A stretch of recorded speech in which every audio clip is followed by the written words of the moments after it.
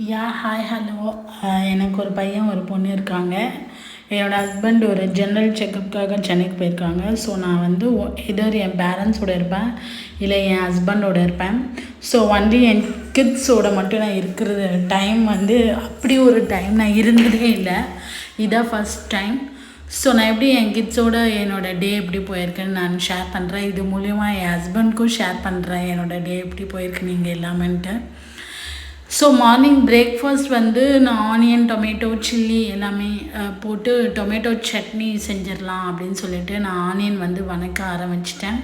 So நான் 2 onions 4 red chilli எடுத்திருக்கேன். எனக்கு க்ரீன் சில்லியோட ரெட் சில்லி தான் நல்லா ஒரு இதாக இருக்கும். So red chilli 4 red chilli அவ்வளோதான் ஸ்பைசி ஓகேவாக இருக்கும். ஸோ ஆனியன் வந்து ரேண்டமாக சாப் பண்ணிவிட்டு ஆயிலில் போட்டு ஃப்ரை பண்ணிகிட்ருக்கேன். ஸோ இது வந்து லைட்டாக சால்ட் போட்டு வதக்கினதுக்கப்புறமா கொஞ்சம் சாப் பண்ண டொமேட்டோஸ் நான் ஒரு 5 மீடியம் சைஸ் டொமேட்டோ எடுத்திருக்கேன். எல்லாமே ஓரளவுக்கு ரொம்ப பழுத்ததில்லை, ஓரளவுக்கு பழுத்தது. ஸோ இந்த டொமேட்டோ வந்து நல்லா நமக்கு வதங்கி வரணும்னா இன்னும் கொஞ்சம் சால்ட் ஆட் பண்ணோம்னா கொஞ்சம் ஈஸியாக வதங்கும். ஸோ வந்து சைடில் பால் வந்து வச்சுட்டேன். ஸோ மார்னிங் காஃபியோட தானே நம்ம டே ஸ்டார்ட் ஆகும். ஸோ பால் பொங்குற கேப்பில் பிரேக்ஃபாஸ்ட்காக சட்னி ப்ரிப்பரேஷன் பண்ணிகிட்ருக்கேன். ஸோ இந்த ஆனியன் டொமேட்டோலாம் நல்லா வதக்குனதுக்கு அப்புறமா அதை நான் அரைச்சி பேஸ்ட் பண்ணிவிட்டு இட்லி ஊற்றிட்டு பிரேக்ஃபாஸ்ட் முடிச்சுக்கலாம் அப்படின்னு சொல்லிட்டு நான் பண்ணிகிட்ருக்கேன். ஸோ இது நல்லா வந்து இன்னும் குட்டி குட்டிஸாக சாப் பண்ணியிருந்தேன், இன்னும் சீக்கிரம் வதங்கியிருக்கும். நான் கொஞ்சம் பிக்காக ரஃப்பாக சாப் பண்ணியிருந்தேன். ஸோ சைட் பை சைட் பாலும் பொங்கிடுச்சு, நமக்கு அந்த சட்னியும் நல்லா பேஸ்ட் ஆகிடுச்சு. ஸோ ஃபஸ்ட் வந்து என்னோடய சன் கார்த்திக் ராம் அவனுடைய ஃபேவரட் கப்பில் வந்து அவனுக்கு நான் வந்து பூஸ்ட் வந்து கலந்துட்டுருக்கேன். So morning a day start with Boost அப்படின்ற மாதிரி கார்த்திக் வந்து பூஸ்ட்டில் தான் எப்பவுமே ஸ்டார்ட் பண்ணுவேன். ஸோ அது ஒரு பாக்ஸில் வந்து ஏர்டைட் ப்ரோட்டீன் பாக்ஸில் தான் போட்டிருந்தேன். அதை ஒரு நைஃப் வச்சு தான் ஓப்பன் பண்ண முடியும். ஏன்னா அந்த ஒரு பூஸ்ட் வந்து கட்டி பிடிச்சிரும். அதே பேக்கெட்டில் விட்டாலோ இல்லை ஏதாவது ஸ்டைலான டப்பாவில் நான் போட்டாலுமே அது அந்தளவுக்கு ஏர்டைட்டாக இல்லாததுனால ரொம்ப அது வந்து ஒரு மாதிரி ஆகிடும். ஸோ அது ஒரு பவுட்ரியாகவே இருக்கணும் அப்படின்றதுக்காக நான் இந்த கண்டெய்னர் சூஸ் பண்ணியிருக்கேன். ஸோ அது லுக் வைஸ் பார்க்காம அதோட பர்ஃபார்மன்ஸ் வைஸ் நான் பார்த்து அதை சூஸ் பண்ணியிருக்கேன். ஸோ சுகர் வந்து அவனுக்கு ஏற்ற லெவல் போட்டுட்டு ஸோ அவனுக்கு ஃபஸ்ட்டு எல்லாருக்கும் எங்களுடைய மார்னிங் ட்ரிங்க் நான் ரெடி பண்ணிகிட்ருக்கேன். தீபு முதல் கொண்டு எனக்கு வந்து காஃபி தான். ஸோ கார்த்திக் வந்து பூஸ்ட் தான். தீபுக்கு வந்து மதர் ஃபீடிங் இல்லாததுனால அஃப்கோர்ஸ் அவளுக்கு மதர் ஃபீடு இல்லை, ஒரு 3 மந்த்லேயே ஸ்டாப் ஆகிடுச்சு. ஸோ அவளுக்கு நான் வந்து லாக்டோஜின் பவுடர் தான் கொடுத்துட்ருக்கேன். ஸோ லாக்டோஜின் பவுடர் அவளுக்காக கலந்துட்டுருக்கேன். பால் பாட்டில் நான் தினமும் ஸ்டெர்லைஸ் பண்ணி நீட் பண்ணிட்டு தான் அவளுக்கு கொடுக்குறேன். ஸோ அதுக்குன்னே ஸ்டெர்லைஸ் மிஷின் தனியாக வச்சுருக்கேன். அந்த ஸ்டெர்லைஸ் மிஷினை பற்றியும் நான் ஒரு வீடியோ போட்டிருக்கேன், பார்க்காதவங்க போய் பாருங்கள், என் சேனலில் இருக்கும். ஸோ அதில் வந்து அவளுக்கு மில்க் வந்து கொடுத்தாச்சு. ஸோ நெக்ஸ்ட்டு எனக்கு பசங்களுக்கு அப்புறமா எனக்கு இது என்னோடய ஃபேவரட் கப் டிமார்ட்டில் வாங்குது.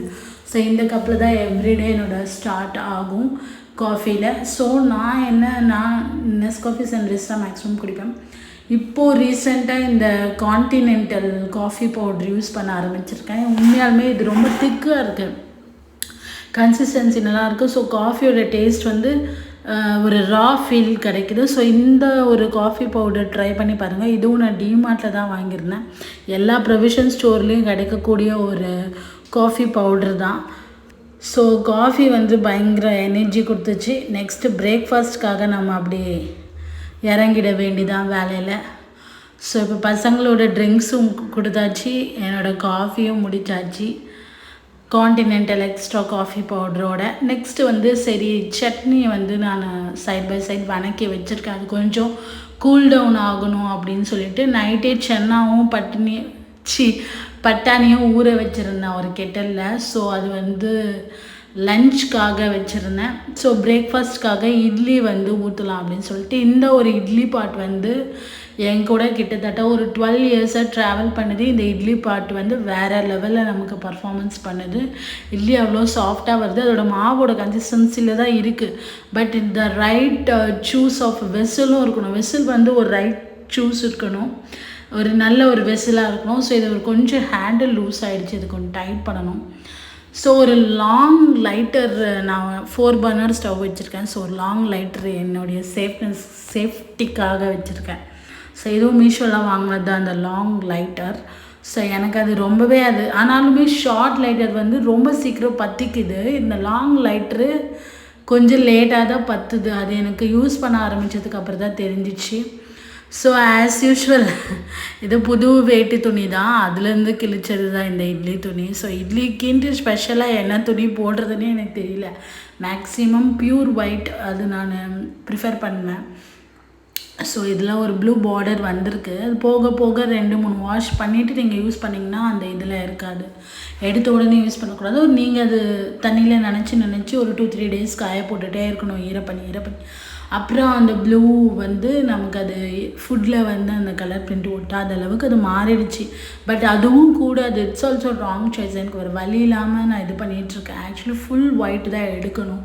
அதுக்கு தான் நானும் கிளாத் ஆக்சுவலி அதுக்காகவே பர்ச்சேஸ் பண்ணணும் ஒரு கர்ச்சீஃப் மாதிரின்னு சொல்லிட்டு இருக்கேன். எனக்கு என்ன தான் இருந்தாலும் ஒயிட்டு ப்யூர் ஒயிட் கிளாத்து தான் ப்ரிஃபரன்ஸு. நெக்ஸ்ட்டு வந்து நான் ஆல்ரெடி மாவு வந்து அரைச்சி வச்சுருந்தேன். ஹோம்மேட் மாவு தான், மிஷினில் கொடுத்து அரைப்போம், பட் ஹோம்மேட் மாவு தான். இந்த இட்லி வந்து வேறு லெவல் சாஃப்டாக, ரொம்ப கம்ஃபியாக, வெரி சாஃப்டியாக ப்ளஃபியாக இருந்தது. அது ஒன்றும் இல்லை, நீங்கள் ஊற வைக்கும் போது இந்த அரிசி உளுத்தம்பருப்பு அட் எனி ரேஷியோ அது உங்கள் இஷ்டம். அவங்கவுங்களுக்கு உளுத்தம்பருப்பு டேஸ்ட் கொஞ்சம் ஜாஸ்தியாக இருக்கணும், ஒரு இட்லி கொஞ்சம் டேஸ்ட் கொஞ்சம் ஜாஸ்தியாக அப்படி இருக்கும். நீங்கள் அவல் கொஞ்சம் சேர்த்து ஊற வைக்கும் போது உங்களுக்கு இட்லியோட பர்ஃபார்மன்ஸ் நல்லாயிருக்கும். ஸோ அது எங்கள் அம்மா கிட்டேருந்து நான் கற்றுக்கிட்டது தான். ஸோ நான் வணக்கி வச்சுருக்க அந்த பேஸ்ட்டை வந்து நம்ம அரைச்சிடலாம் அப்படின்னு சொல்லிட்டு அது கூல் டவுன் ஆகிடுச்சு. ஸோ இருக்கிறதுலே ஒரு பிக் மிக்ஸி ஜாரில் வந்து நான் மாற்றிட்டுருக்கேன். ஸோ இதை வந்து நம்ம ஃபுல்லாக வந்து நைஸாக, அதாவது எனக்கு இந்த திப்பியாக இல்லாமல் ஃபுல் நைஸாக இருக்கணும். ஸோ கொஞ்சம் ஆரோ வாட்டரும் கலந்துக்கிட்டு சால்ட்டு வேணும்னா போட்டுக்கலாம். ஆல்ரெடி நான் வணக்கும் போது போட்ட சால்ட்டே எனக்கு ஓகேன்னு தான் இருக்குது. சைட் பை சைடு வாட்டரும் வந்து ஹீட் ஆகிடுச்சு. ஃபஸ்ட்டு இந்த பாத்திரத்தில் வாட்டர் வச்சு க்ளோஸ் பண்ணி அது நல்லா வாட்டர் ஹீட் ஆனதுக்கப்புறமா நம்ம இந்த இட்லி பிளேட் வச்சிடலாம். ஸோ எனக்கு பாப்பாவுக்கு மட்டும்தான். ஸோ 2 தட்டு உப்பு போட்டுட்டேன். ஸோ பாப்பா வந்து கொஞ்சம் தான் சாப்பிடுவா, மிச்சம் நானும் கார்த்தியும் சாப்பிட்டுக்கலாம் அப்படின்னு சொல்லிட்டு இட்லி வச்சாச்சு. நெக்ஸ்ட்டு இட்லிக்கு வந்து சட்னி அரைச்சிடலாம் அப்படின்னு சொல்லிட்டு அரைச்சாச்சு. ஸோ பிரீத்தி ஜோடியாக்கு மிக்ஸி தான். இந்த மிக்ஸி வந்து நான் எதிர்பார்த்த அளவுக்கு எக்ஸ்ட்ராடினரியாக இருக்குன்னு சொல்ல மாட்டேன். ஓகே நான் எதிர்பார்த்த அளவுக்கு இல்லை. ஓகே வாங்கி கூட ஒரு 4 இயர்ஸ் ஆயிடுச்சு. பட் ஓகே தான். இது மாற்றணுன்ற அளவுக்கு இன்னும் அதோட இது இல்லை, நல்லா தான் இருக்குது.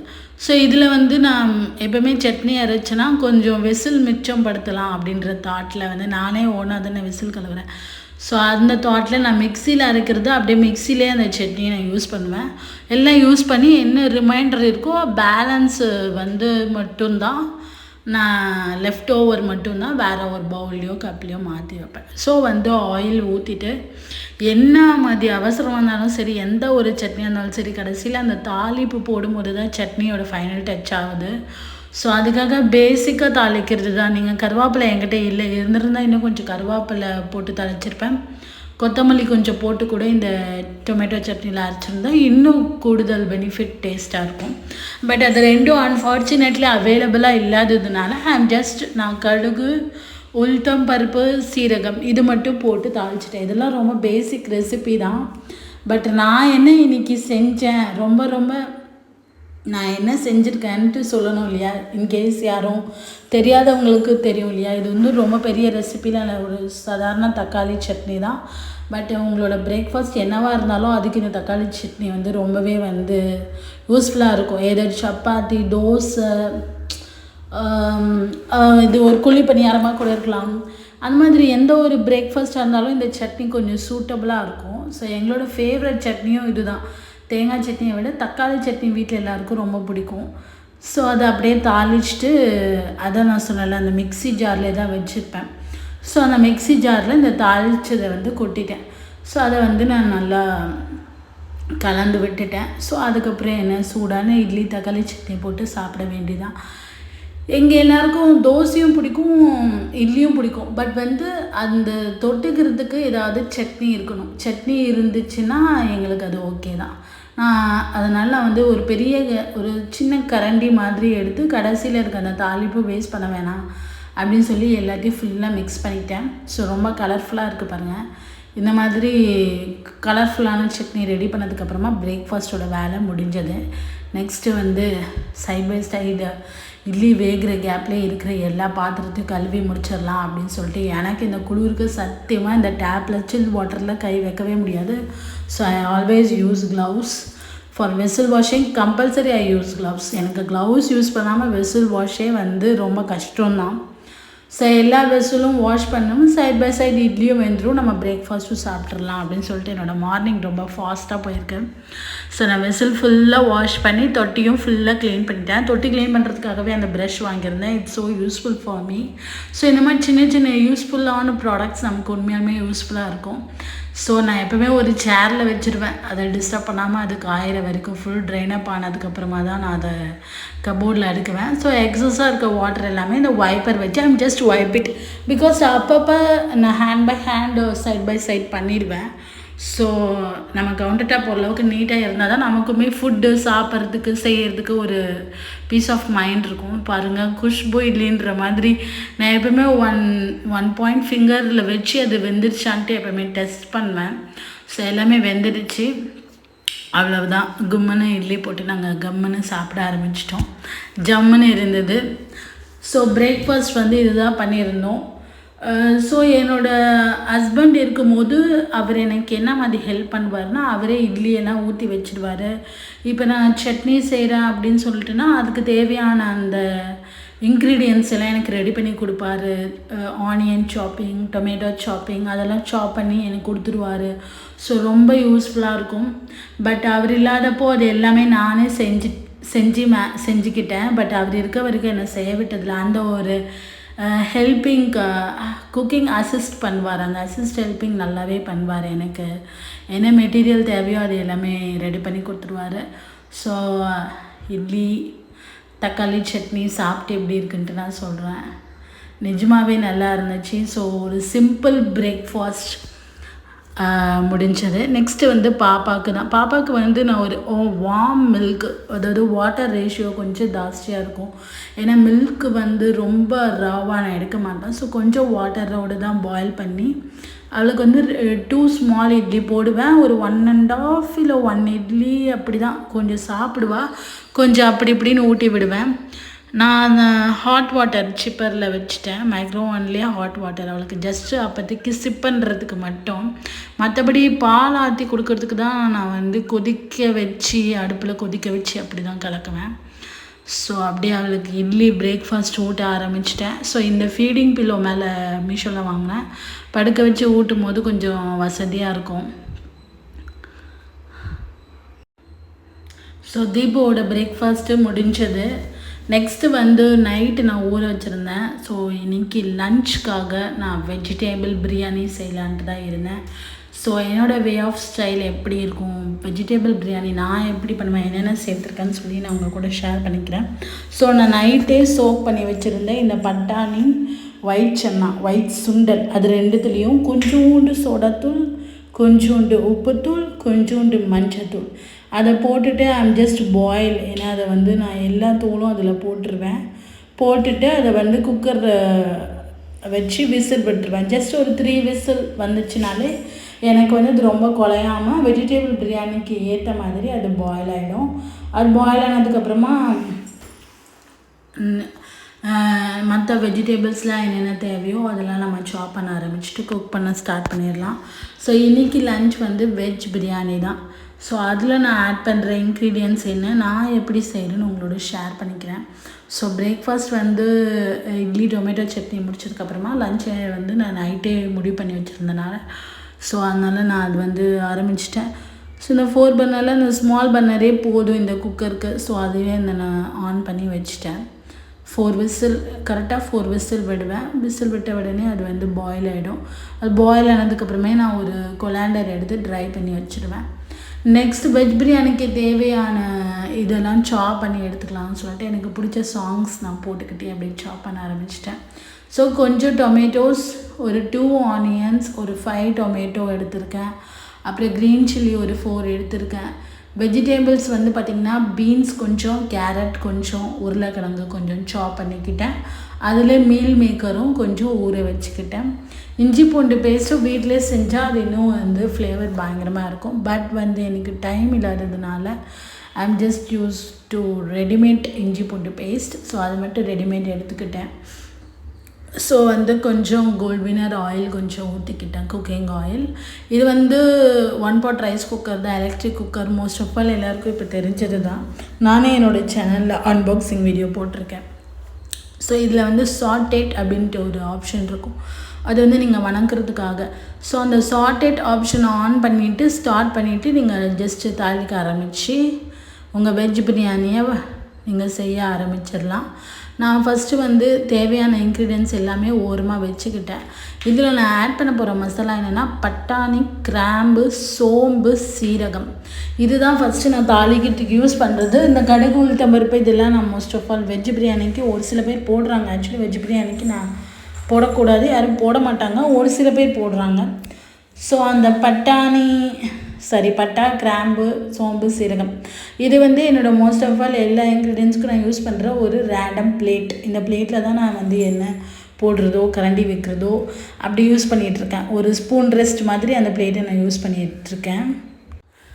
ஸோ நல்லா ஆயில் ஹீட் ஆனதுக்கப்புறம் பட்டை, கிராம்பு, சோம்பு, சீரகம்லாம் போட்டதுக்கப்புறம் ஆனியன்லேயே க்ரீன் சில்லியும் நான் வச்சுருந்தேன். ஸோ அது ரெண்டுத்தையும் போட்டுட்டு கொஞ்சோண்டு சால்ட் போட்டு நல்லா வந்து அதை நான் சாட்டேட் பண்ணிக்கிறேன். ஸோ அது நல்ல ஒரு பாயிலிங் சாட்டேட் பண்ணிட்டதுக்கப்புறமா நல்லா வணக்கினதுக்கப்புறமா, எப்பவுமே இந்த மாதிரி ஐட்டம் வணக்கும்போது ஜல்லிக்கரண்டி தான் எனக்கு கொஞ்சம் யூஸ்ஃபுல்லாக இருக்கும், அந்த லாங் ஹேண்டில். ஸோ இந்த நான் சொன்ன மாதிரி ரெடிமேட் இஞ்சி பூண்டு பேஸ்ட் பேக்கெட்டில் இருக்கிறது ஃபுல்லாக இந்த ஒரு என்னுடைய குவான்டிட்டிக்கு எங்கள் 2 பேருக்கான குவான்டிட்டிக்கு ஏற்ற அளவுக்கு செய்யலாம் அப்படின்னு சொல்லிட்டு கொஞ்சம் நைட்டும் சேர்த்து செய்யலான்னு சொல்லிட்டு நான் செஞ்சுட்டு இருந்தேன். ஸோ ஆல்ரெடி அரிசிலாம் ஊற வச்சுருந்தேன், வேக வச்சுருந்தேன், சன்னா தால் அது எல்லாமே சென்னா பட்டாணி அதெல்லாமே ட்ரெயின் பண்ணி வச்சுருந்தேன் கொலியாண்டரில். நெக்ஸ்ட்டு ஆனியன் நல்லா வணக்கினதுக்கப்புறமா நான் சாப் பண்ணி வச்சுருக்கேன் டொமேட்டோ. ஜஸ்ட் ஒரு 3 டொமேட்டோ தான் நான் சாப் பண்ணி வச்சுருந்தேன். எல்லாமே வந்து நீட்டமாக தான், ஆனியன், பச்சை மிளகாய், டொமேட்டோ எல்லாமே நீட்டமாக சாப் பண்ணி வச்சுருந்தேன். ஸோ அது எல்லாத்தையும் சால்ட் போட்டு நான் சாட்டேட் பண்ணிகிட்டு இருந்தேன், நல்லா வணக்கிட்டு இருந்தேன். அதுக்கப்புறமா நமக்கு தேவையான மசாலா தூளெல்லாம் போடணும். நான் வந்து காரத்துக்கு ஏற்ற மாதிரி ரெட் சில்லி பவுடர், என்னோடய ரெட் சில்லி பவுடரோட பவர் கொஞ்சம் கம்மி தான். ஸோ அதனால ஒரு 3.5 ஸ்பூன் நான் போட்டுக்கிட்டேன். Next red chilli powder, tomato நல்லா அதில் கலர் கோட் ஆனதுக்கப்புறமா கொஞ்சம் மஞ்சத்தூள் எல்லாவுடைய ரெசிபிக்கு போடணும். நெக்ஸ்ட்டு கரம் மசாலா தூள் ஒரு 2 ஸ்பூன் கரம் மசாலா தூள் போட்டுக்கணும். ஸோ அவ்வளவுதான் நான் போட்டேன். அப்புறம் மல்லித்தூள் ஒரு ஸ்பூன் போட்டுக்கிட்டேன். மல்லித்தூள் வந்து மோஸ்ட் ஆஃப் ஆல் நான் எல்லாத்துக்குமே போடுவேன். ஸோ வெஜ் பிரியாணிக்கு ஒரு சில பேர் போடுவாங்களா எனக்கு தெரியல, but try it's worthy. So coriander powder 1 spoon and garam masala நான் 2 ஸ்பூன் போட்டுக்கிட்டேன். ஃபுல் கிடையாது, அதாவது தலை தட்டின்னு சொல்லுவாங்க, தலை தட்டி அப்படி போட்டுக்கிட்டேன். நெக்ஸ்ட்டு நான் ஊற வச்சுருந்த வெஜிடேபிள்ஸ், மீல் மேக்கர் ஜஸ்ட்டு வெஜிடேபிள்லாம் சாப் பண்ணிவிட்டு ஒரு ஃபைனலாக ஒரு மொமெண்ட்டில் தான் நான் ஜஸ்ட் அது தண்ணியில் போட்டு எடுக்கிற மாதிரி தான். அது ரொம்ப நேரம் சாக் பண்ணணும்னு அவசியம் இல்லை meal maker. So carrot, beans, potato and meal maker போட்டுட்டு அதை நல்லா வந்து அந்த பேஸ்ட்டோடு நல்லா நம்ம வந்து சாட்டேட் பண்ணிக்கிட்டோம்.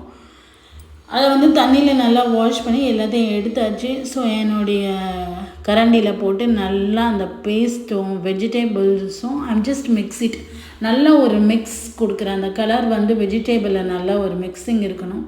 ஸோ அது மிக்ஸ் ஆனதுக்கப்புறம் நம்ம கொரியாண்டரில் போட்டு வச்சுருக்கேன் நம்மளுடைய பல்சஸ். அதை இந்த பட்டாணி சுண்டல் ஊற வச்சு வேக வச்சு அது கொரியாண்டரில் போட்டு வடித்து அதை நம்ம இதில் போட்டிருக்கோம். நெக்ஸ்ட் வந்து அரிசி போட்டுக்கிட்டேன். அரிசி வந்து எங்கள் 2 பேருக்கு, அதாவது நைட்டும் வர மாதிரி, ஸோ அந்த அளவுக்கு குவான்டிட்டி நான் எடுத்துக்கிட்டேன். ஸோ 1 கப் ஆஃப் அரிசிக்கு 2 கப் ஆஃப் வாட்டர். என்ன ஒரு டிஷ்ஷாக இருந்தாலும் இதுதான் என்னோடய ரேஷியோ, மோஸ்ட் ஆஃப் ஆல் இதான் என் ரேஷியோ 1:2. ஸோ அது ரைஸோட லெவலில் தான் நான் எடுத்துக்குவேன். ஸோ இந்த வெஜிடேபிள்ஸ் அண்ட் அரிசி எல்லாத்தையும் நல்லா ஒரு மிக்ஸ் பண்ணியாச்சு. நான் எதில் வந்து எடுத்தேன், அலாக்கில் தான் எப்பவுமே நான் அரிசி அலப்பேன். ஸோ அதுதான் எங்கள் வீட்டோட வழக்கம். ஸோ இந்த அலாக்கில் வந்து 1:2 அப்படின்ற லெவலில் நான் வாட்டர் எடுத்துக்கிறேன். ஸோ மினரல் வாட்டர் ஆரோலேருந்து டேரெக்டாக அப்படியே பிடிச்சி யூஸ் பண்ணலாம். ஸோ அது வந்து ஃபுட்காக இப்போ 2 அலாக்கு நான் எடுத்து ஊற்றிட்டுருக்கேன். ஸோ இது ஜஸ்ட்டு நீங்கள் ஊற்றினதுக்கப்புறமா நீங்கள் ஜஸ்ட்டு உப்பு காரம் எப்படி இருக்குன்ட்டு பார்த்துட்டா போதும். அந்த காரம் உப்புலாம் ஓகேவா, இல்லை இன்னும் சால்ட் வேணுமா, அந்த மாதிரி ஒரு செக்கிங் கோட்டிங் முடிச்சிடணும். ஸோ எப்படி பார்த்தாலும் எனக்கு அது செக் பண்ணும்போது கொஞ்சம் உப்பு கம்மியாக இருக்கிற மாதிரி இருந்துச்சு. நான் இன்னும் கொஞ்சம் உப்பு அப்புறம் ஆட் பண்ணிக்கிட்டேன். ஸோ எல்லாமே வாட்டர் ஆட் பண்ணதுக்கப்புறம் ஒன்ஸ் நீங்கள் நல்லா மிக்ஸ் பண்ணி விட்டுருங்க. சீத கலர், அந்த கலர்ஃபுல்லாக வந்து ஒரு கலர்ஃபுல் கொடுக்குறது நம்ம போடுற அந்த ரெட் சில்லியோடைய கலரில் தான் அந்த கலர் இருக்குதுன்னு நான் நினைக்கிறேன். என்னோடய ரெட் சில்லி வந்து பயங்கர கலரு, பட் அது காஷ்மீரி ரெட் சில்லி கிடையாது. ஸோ நான் டேஸ்ட் பண்ணி பார்த்தேன். அதில் வந்து கொஞ்சம் உப்பு நான் கொஞ்சம் ஆட் பண்ணிக்கிட்டேன். உப்பு கொஞ்சம் நல்லா உப்பு எனக்கு தெரிஞ்சால் தான் எங்களுக்கு ரொம்ப பிடிக்கும். ஸோ அவ்வளவுதான். அது வந்து லிட் க்ளோஸ் பண்ணினதுக்கப்புறமா அந்த நாப் வந்து டவுனில் வச்சிடணும். அது டவுனில் வச்சதுக்கப்புறமா சாட்டேட் மோடு ஆஃப் பண்ணிவிட்டு அதிலே பிரியாணி மோடுன்ட்டு இருக்கும். ஒவ்வொரு ரெசிபிக்கும் ஒவ்வொரு மோட் இருக்கும். நம்ம ஜஸ்ட் அதை செட் பண்ணிவிட்டு ஸ்டார்ட் பண்ணால் போதும். நான் பிரியாணி மோட் வந்து செட் பண்ணிவிட்டேன். பிரியாணி மோட் வந்து 15 மினிட்ஸ். ஸோ 15 மினிட்ஸ்க்கு நம்ம வெஜ் பிரியாணி ரெடி ஆகிடும். ஸோ நான் சொல்லியிருந்தேன் இல்லையா, நான் ஆர்டர் கொஞ்சம் போட்டிருந்தேன் டெக்கரேஷனுக்கு. ஸோ தொடர்ந்து 5 ஐட்டம் ஒட்டுக்கா இன்றைக்கி வந்து டெலிவரி ஆகிடுச்சு. சரி, அப்படியே வந்து இது ஒரு அன்பாக்சிங் வீடியோ இந்த விலாகில் வந்து ஷேர் பண்ணிடலாம் அப்படின்னு சொல்லி நான் எடுத்துட்டேன். ஸோ அங்கே side by side lunch ready ஆகிட்டு இருக்கும் போது தொடர்ந்து ஆர்டர்ஸ் பார்சல்ஸ் வந்துட்டு இருந்தது. சரி, எல்லாத்தையும் ஓப்பன் பண்ணிடலான்ட்டு ஓப்பன் பண்ணிட்டேன். இது வந்து அந்த சாம்பிராணி வச்சு புகை அந்த சிலை மூலிமா அழகாக அப்படியே அந்த புகை வர மாதிரி ஃபோட்டோ போட்டிருந்தது.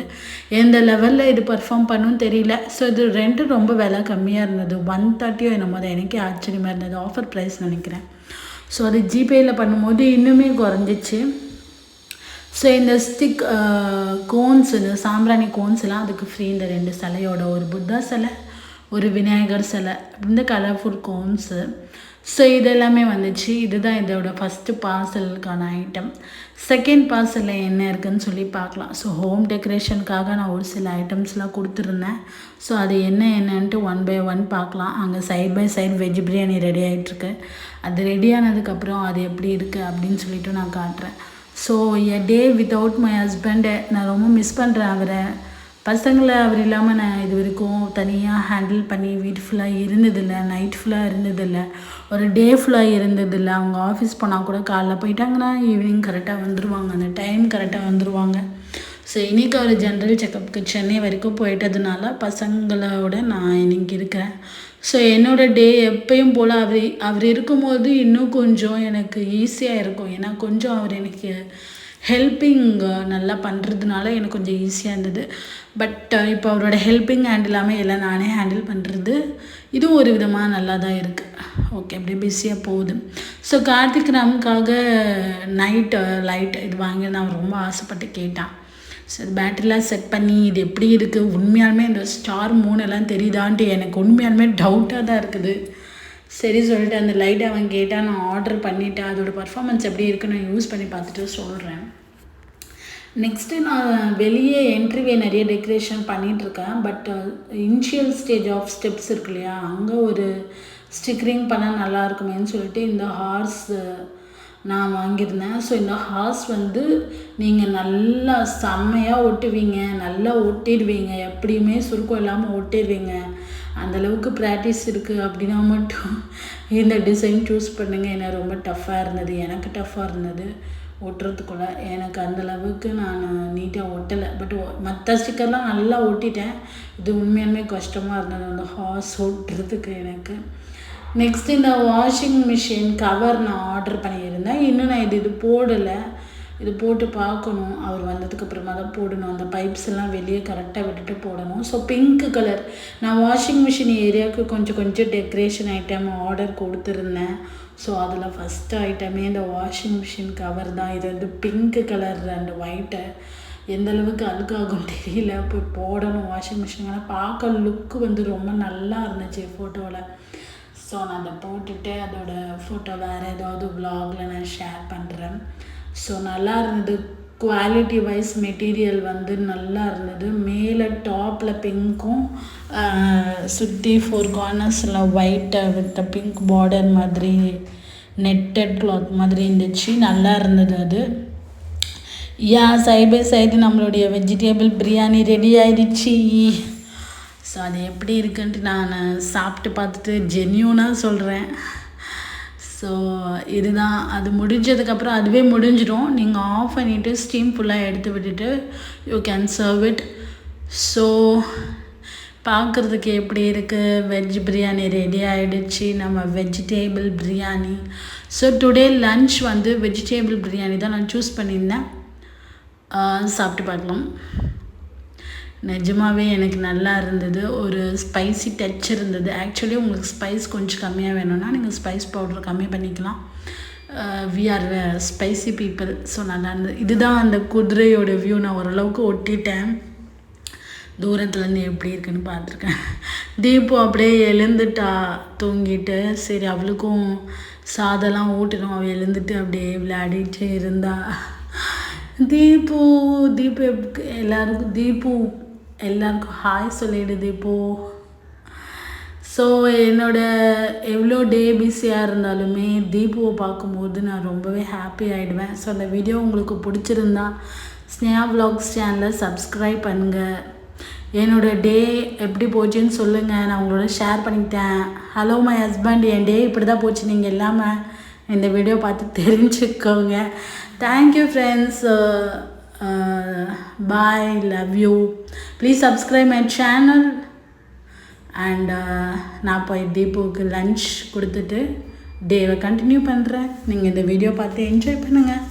பிடிச்சிருந்தா சேனலை சப்ஸ்கிரைப் பண்ணுங்கள். தேங்க்யூ.